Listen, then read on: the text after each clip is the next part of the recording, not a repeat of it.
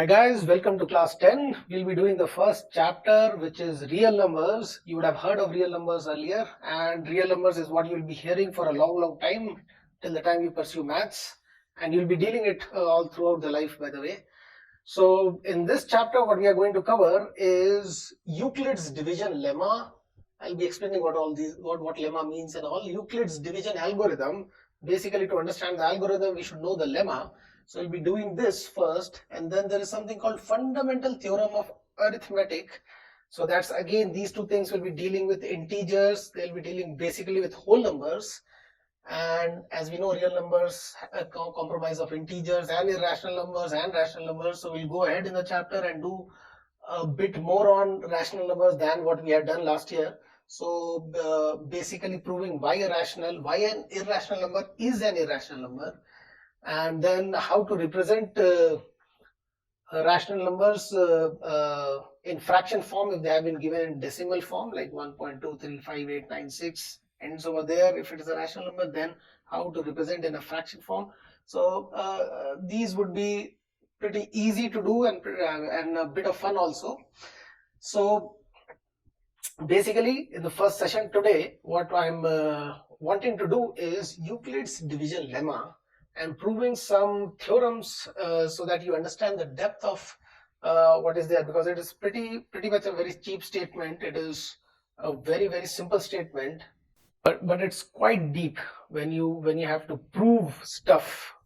Then you have to use simple facts, and I guess you would have heard of this man because you would have done the axioms and postulates in class 9, where he has given very simple facts like a point is not having any dimension, it doesn't occupy space. We know it doesn't occupy space, but we represent with a dot. Dot is not occupying, we have to represent, so it is taking some space, but he has given it as an axiom, something what cannot, you don't have to prove it, you just have to assume that, and nobody is questioning that.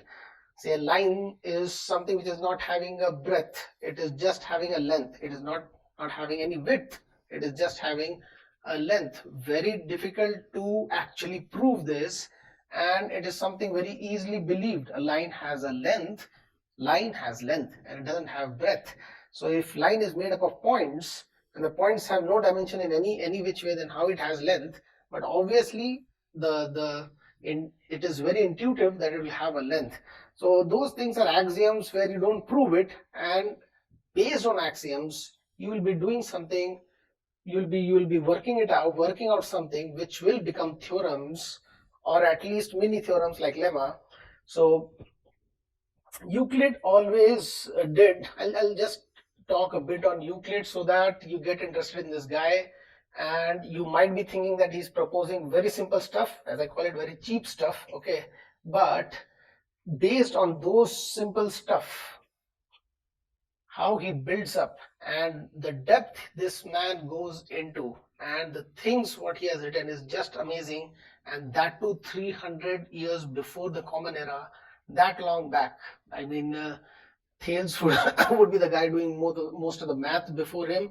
Thales, then Pythagoras, and then he comes, which he uses all those work, but then gives us volumes of work in geometry. He's the father of geometry, by the way. Euclid is considered as the founder or father of geometry, and he has given work in, he continues the geometry thing and goes into conics very deep, and then he has work in optics, astronomy. A lot of work has been lost. So he is a real genius guy, and what I was trying to say is he gives some very basic facts, and this, I'm emphasizing on this because this one, when I state the lemma, it is very basic, very simple, but based on those simple things, what you can do is amazing. Like he has laid down that basics of geometry: what's a line, what's an area, what's a volume. So from a point it builds up to a line, from dimensionless thing to a single dimension thing, then to an area or a surface which is a 2D thing, and then into 3D, and he has done amazing work on 3D also. Just to give you an effect, imagine this person who is 300 years BC living in that era, and he's describing how to construct a dodecahedron. Just imagine that. What's a dodecahedron? It's a 3D figure which is having 12 faces. All faces are, he has described a dodecahedron which has regular faces. All faces are of the same shape. So it would be interesting for you to read. So how he imagines on a square, how you can cover up the square with pentagons, and he gives you the description how to do it.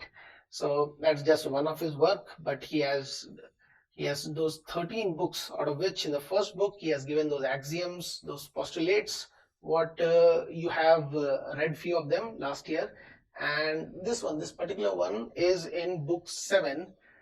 And basically I'll be giving you something which is out of the syllabus also, not in the video, but as a separate study, how that lemma itself can be imagined through geometry. If you are able to imagine algebra through geometry, it is quite cool. And you will be grasping math in the true sense. Like when somebody says 3 square is 9, and when you imagine three balls, and then another row of 3 balls, another row of 3 balls, so it becomes a square of 3 side and 3 side, it is again 9. So 3 square, as it's called a square, that shape becomes a square of 9. So if you are able to imagine numbers with figures, you have some visualization, which this guy had a lot, then you are going to be quite cool in math. So I would suggest you read a bit about him, and then maybe we'll start with this. So this part of the video just becomes the introduction to what we are going to do. And if you want to read a bit about him and get into the mood, then please do so. And then we'll start with the first thing, which is the division lemma.